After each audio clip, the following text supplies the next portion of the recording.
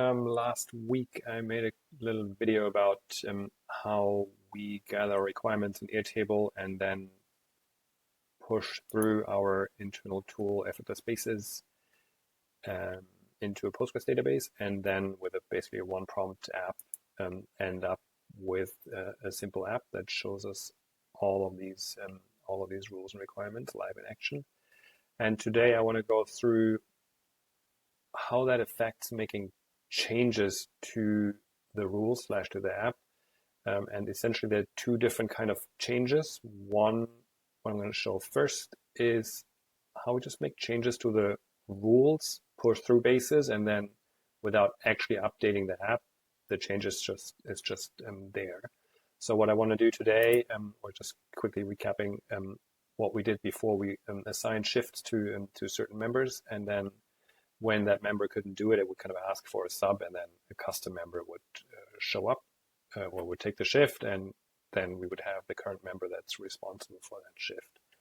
All right, so this is how we're kind of currently looking for a sub, or how that looks in the app. I'm logged in as Bob, so I'm just saying I'm looking for a sub. Then nothing actually changes. I'm gonna log in as Carol. I can see he wants a sub. I can volunteer. I'll cancel the sub request. Now, Bob is not responsible for this shift on Monday evening anymore. Now I do want to change that mechanic and have like a backup member that automatically gets assigned this this shift as soon as Bob doesn't want it anymore.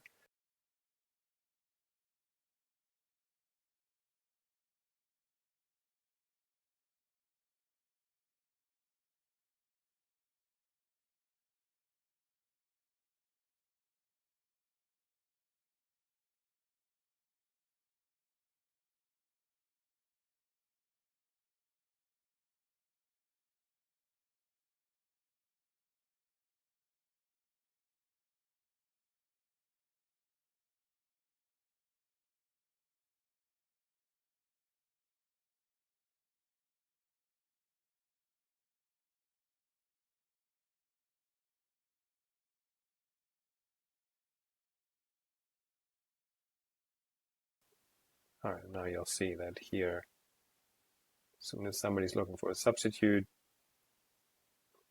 that substitute is showing up here. Changing this to Bob Johnson as well. All right. Okay, so now we changed the rule. We have to go to bases and rebuild the base. Changing rule for subbing. Don't know if that's correctly spelled, but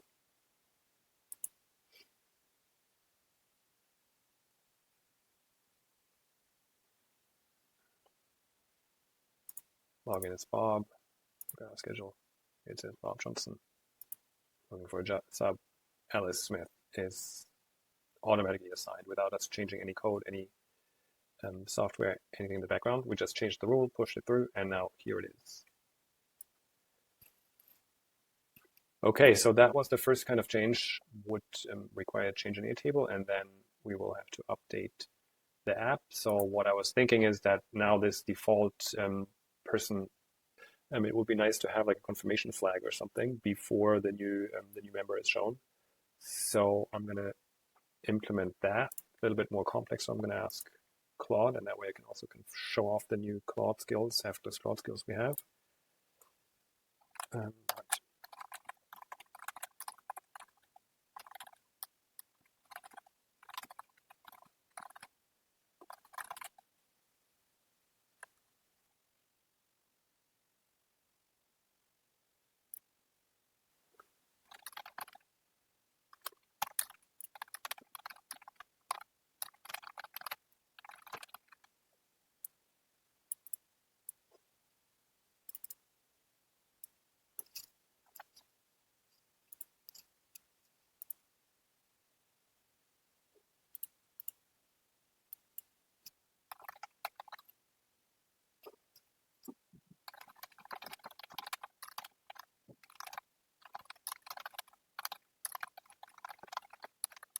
check it out. See. All right, well, let's see if this worked. I'm still signing this Bob. Let me look for a sub. This actually doesn't change anything. And I'm logging in as Dave. Here, I can confirm the sub or decline it if I confirm it. That's my shift. Let's go back to Bob. Here it is. Dave Corman. All right, so these were the two changes that I wanted to show. The first one, without any change to the actual app, just a change in the rule through the Airtable and into Postgres. And then the second one goes a little deeper because it actually changed the schema, and then we had to go through all the steps. But still, the change to make the change in the app is still relatively straightforward because it is based and grounded in the rules.